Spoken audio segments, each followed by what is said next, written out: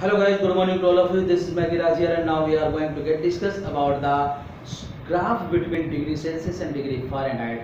Okay तो अब हम डिस्कस करने जा रहे हैं डिग्री सेल्सियस और डिग्री फ़ारेनहाइट के बीच में वक्र क्या होता है, ठीक है ना, और वह ताप क्या होता है जिस पर डिग्री सेल्सियस और डिग्री फ़ारेनहाइट दोनों बराबर होते हैं। तो आइए सबसे पहले हम यही डिस्कस कर लेते हैं कि वह ताप जो या जिस पर डिग्री सेल्सियस व डिग्री फ़ारेनहाइट बराबर होते हैं, ठीक है ना।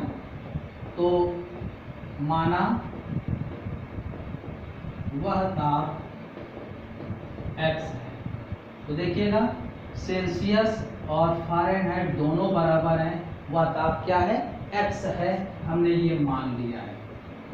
तो फॉर्मूला यूज करेंगे C/5 F-32/9 के बराबर। अब जब हम इसका इस्तेमाल करेंगे तो x/5 x - 32/9, तो 9x = 5x - 160, तो 9x - 5x = -160, तो 4x = -160, तो ये -40 आ जाएगा, यानी -40 डिग्री पर डिग्री सेल्सियस और डिग्री फ़ारेनहाइट ताप दोनों ही बराबर होते हैं। ध्यान रखिएगा, हमने ऐसा मान लिया कि माना वह ताप x है और इस फॉर्मूले का इस्तेमाल करके दोनों की जगह x रख दिया। हल करने पर पता चला कि उसका मान -40 डिग्री है। तो ध्यान रखिएगा, -40 डिग्री पर डिग्री सेल्सियस और डिग्री फ़ारेनहाइट दोनों ही ताप आपस में बराबर होंगे। अब आइए हम ज्ञात करते हैं इनके बीच में वक्र, डिग्री सेल्सियस व डिग्री फ़ारेनहाइट में वक्र। तो देखिएगा, हम जानते हैं कि C/5 = F-32/9 ऐसा होता है। अगर हम इसका क्रॉस गुणा करें तो F-32 = 9/5C, तो F हो जाएगा 9C/5 + 32, ठीक है ना।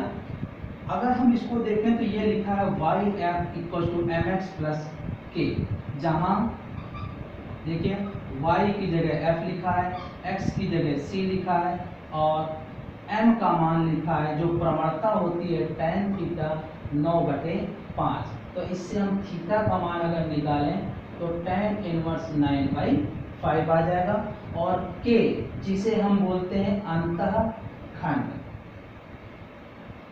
k का मान है 32 और वो भी धनात्मक। ध्यान रखिएगा, हमने यहाँ अंतःखंड वैसे y = mx + c रूप में होता है, लेकिन c यहाँ डिग्री सेल्सियस के लिए इस्तेमाल हो चुका है। अब इसलिए हमने उसको दोबारा c की जगह हमने कोई सामान्य लिख दिया है k, या आप ऐसे लिख दें n, ठीक है ना, क्योंकि k यहाँ केल्विन के लिए भी इस्तेमाल होता है, तो साधारणतः आप n लिख दें। n एक अंतःखंड होता है, जब रेखा का प्रवणता रूप देखते हैं तब, और वो धनात्मक आया है। तो इसका वक्र अगर खींचेंगे तो देखिएगा y एक्सिस में फ़ारेनहाइट है और x एक्सिस में सेल्सियस है, डिग्री सेल्सियस और डिग्री फ़ारेनहाइट।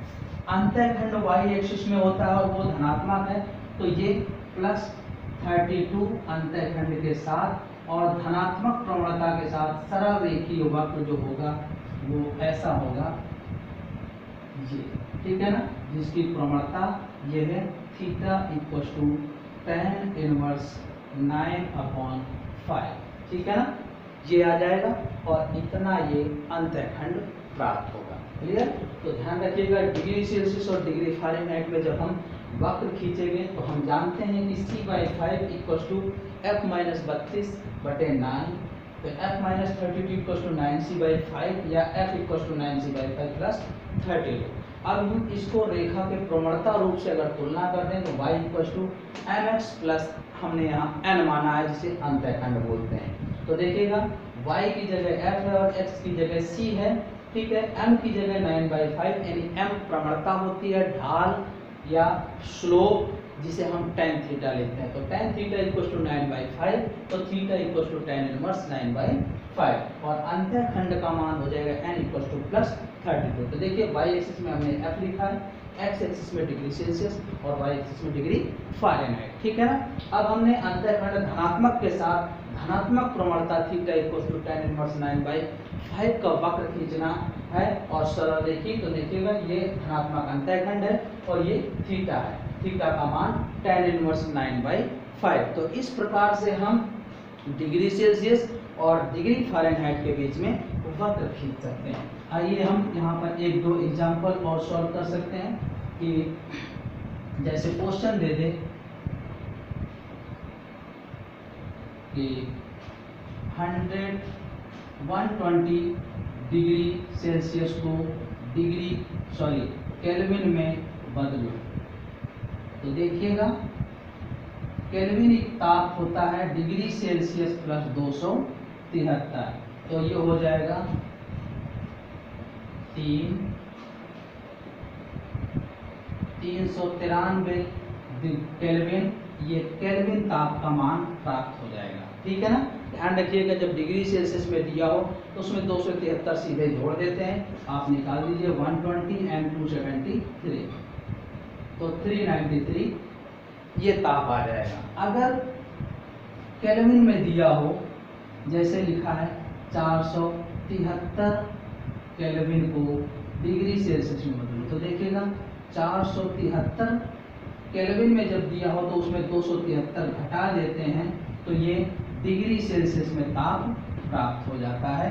तो ये आ जाएगा 473 में 273 माइनस हो जाएंगे, तो कितना आ जाएगा 200 डिग्री सेल्सियस जो ताप आया डिग्री सेल्सियस में, वो 200 डिग्री सेल्सियस आ जाएगा। ठीक है ना, इसी तरीके से सेल्सियस और फ़ारेनहाइट का आपने एग्जाम्पल पीछे कर ही लिया है। अगर ऐसा पूछ लिया जाए कि यदि डिग्री सेल्सियस में तापांतर 40 डिग्री सेल्सियस है तो डिग्री फ़ारेनहाइट में तापांतर क्या होगा, तो हमने इसका ताप का रिलेशन जो देखा है डेल्टा C/5 डेल्टा F/9, क्योंकि ये तापांतरों का संबंध है। C/5 = F-32/9 ये तापों में संबंध था और ये तापांतरों में, और क्वेश्चन दे रखा है तापांतरों के लिए।